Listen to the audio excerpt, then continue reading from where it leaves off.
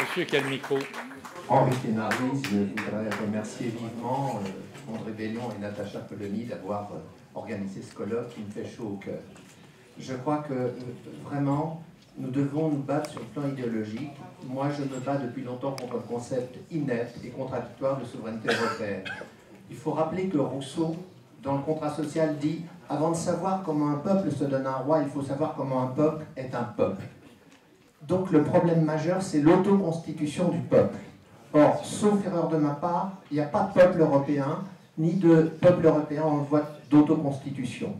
Karl Marx lui-même, lorsqu'il a rédigé les statuts de l'Association internationale des travailleurs en 1864, disait « Il faut que les travailleurs s'organisent d'abord sur des bases nationales ». C'est ainsi qu'il pratiquait l'internationalisme. Je suis entièrement d'accord pour dire que ça n'a rien à voir avec la mondialisation. Alors maintenant, quand on dit avec Rousseau, il faut savoir comment un peuple se constitue comme peuple, il faut évoquer évidemment l'intérêt général.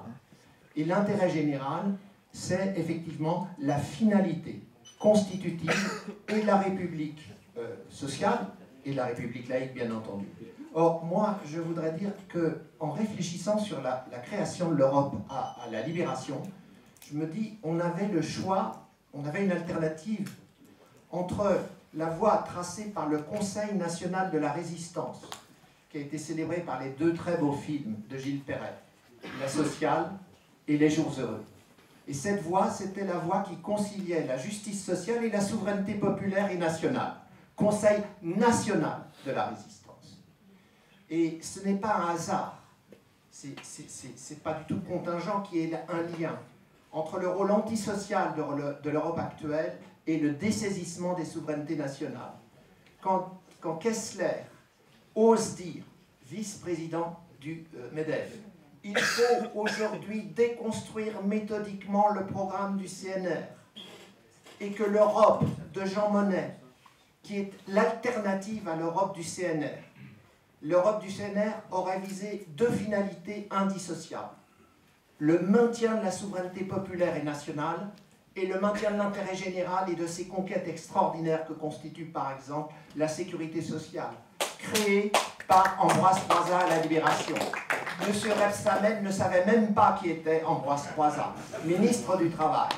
Eh bien, je crois que ce n'est pas un hasard si aujourd'hui l'Europe de Jean Monnet, vouée entièrement au néolibéralisme, reprend la litanie « There is no alternative » de Mme Thatcher lorsqu'elle brise la dernière grande grève des mineurs et qu'elle dit que désormais, il n'y a rien qui soit la société ou l'intérêt général.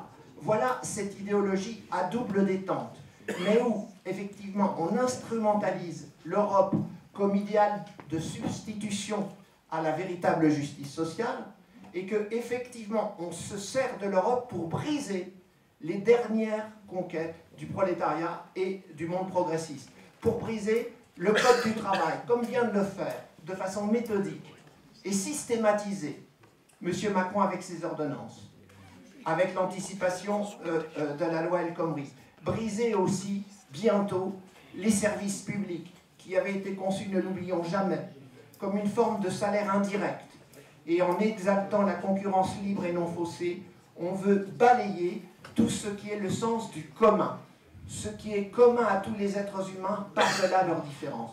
C'est pourquoi, me semble-t-il, il faut le souligner vraiment, en revenant à ce que disait Rousseau de l'autoconstitution du peuple, et grand merci aux organisateurs et aux initiateurs de cette réunion, il faut revenir à cette double inspiration, défendre et élargir les droits sociaux, et défendre et élargir la souveraineté nationale qui est forcément la souveraineté populaire. Il faut d'ailleurs rappeler que pour Rousseau, la souveraineté populaire s'établissait au niveau le plus fondamental de la hiérarchie des normes, c'est-à-dire au niveau de la souveraineté démocratique constitutionnelle. Il disait qu'il ne peut pas être d'autre constitution que la constitution populaire nationale telle qu'il la pensait.